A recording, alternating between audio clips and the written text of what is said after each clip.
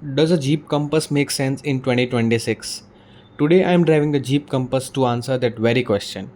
Right from the C segment to the D segment, cars are updating rapidly, and somewhere in between lies the Jeep Compass. The Stellantis group hasn't been able to capture much of the Indian market, but the Compass, despite being a dated car, still makes sense today. In today's video, I am going to talk about ride quality, handling, comfort, features, design, space, and most importantly, after sales. So, now let's get started. Let's do a walk around, and you will realize this is actually a crossover rather than an SUV. At the front, it gets a projector LED headlamps along with a signature 7 slat grille. In the center, there's a camera since it comes with a 360-degree parking camera. From the side, you'll notice the road present isn't as prominent as other cars in the segment. Now, let's check out the boot carrying capacity. You get a powered tailgate which you can control from inside as well. The boot carrying capacity lies at around 483 liters, which is on par with the rivals. You can press the button on the side to close the boot. Now, let's hop into the rear seat to check the rear seat space. And as you can see, there's a good amount of legroom and headroom too. There's a small hump in the center, so three people might just fit into the rear seat. Apart from that, there are rear AC vents with a USB Type A port since this car was launched back in 2021. You also get a rear armrest and it has an all black interior, which doesn't need too much maintenance to keep it clean, but on the downside, the cabin stays hotter during summer days. And if we talk about features, Jeep has loaded the car to the brim. It has a good clarity 360-degree parking camera, seat ventilation, a 10.25-inch digital instrument cluster, a 10.1-inch infotainment system, a panoramic sunroof, electric tailgate, an 8-way power adjustable driver seat, a 9-speaker Alpine audio system, and a good laid out cabin. Now, let's check out the 360-degree parking camera. It has a lot of view modes and camera quality is good too, so you won't need to rely on your own judgment for parking spots. Seat ventilation is a chiller and it keeps your back nice and cool, though there's no physical button to turn it off or on.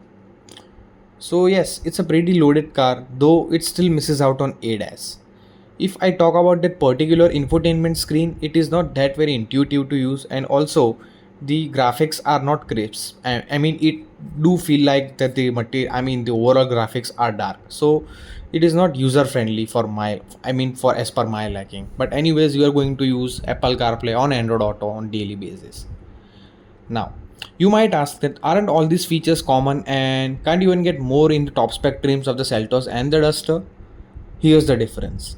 The Compass has the better interior quality. It has soft touch material on the upper parts of the dashboard as well as on the door pads.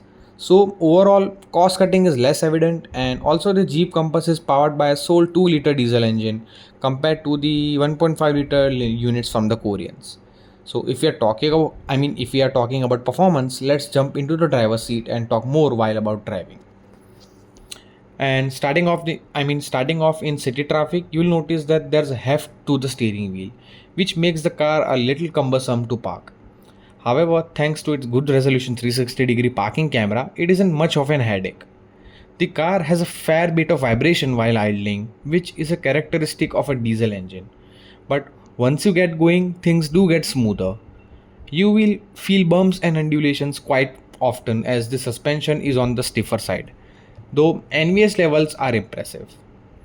So, what powers the Compass? It uses a 2-liter multi-jet diesel engine from Fiat, which also does duty in the Tata Harrier and Tata Safari. It has a power output of 173 horsepower and torque output stays at 350 newton meters. Yes, power delivery is linear and out on the highway, quick overtakes are effortless. There's a bit of a turbo lag which is well masked by the 9-speed automatic gearbox. The gearing is short, so it keeps the engine on boil when it's needed. It's a torque converter unit, and while it isn't as fast as say a DCT gearbox, it's fast enough to get the job done. And because of the linear power delivery, the car doesn't feel sluggish, and that's it.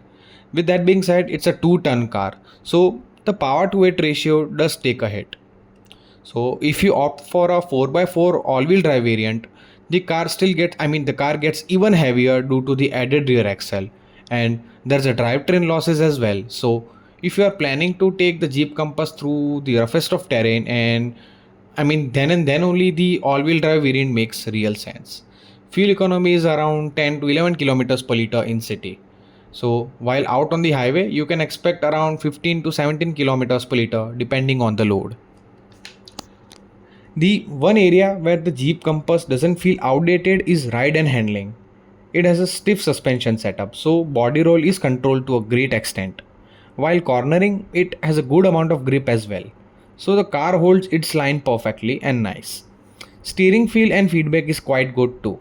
Though, the car is built on monocoque chassis rather than a body on frame setup. So it moves around a lot less compared to the ladder frame chassis, which makes it comfortable on the road. The all-wheel drive system and ground clearance makes it capable of on in off the road. So it's definitely a driver's car. The only thing that might stop you from buying this car is after sales and service. Jeep sales and service network is quite limited, and if you live in a tier 1 city, that shouldn't be much of an issue. Overall, it's a very fun car to drive with great sorted dynamics. So now let's come to the conclusion. If you are someone who wants something unique, who wants a car that's capable both on and off the road without compromising on features, who wants a tougher and heavier build, who wants the capability of 4x4 and doesn't want a ladder frame chassis and still wants a car that's still enjoyable to drive in daily in the city, then only the Jeep Compass makes absolute sense, even in 2026. The top spec car currently costs around 31 lakhs on road Ahmedabad, but you can get one of these in pretty good discounts. So I think you should go right ahead and buy the Jeep Compass if the parameters mentioned above are your priority. If not, there are far better cars in the segment. Now, thanks for watching and let me know in the comments which car should I review next. I'll see you in the next one.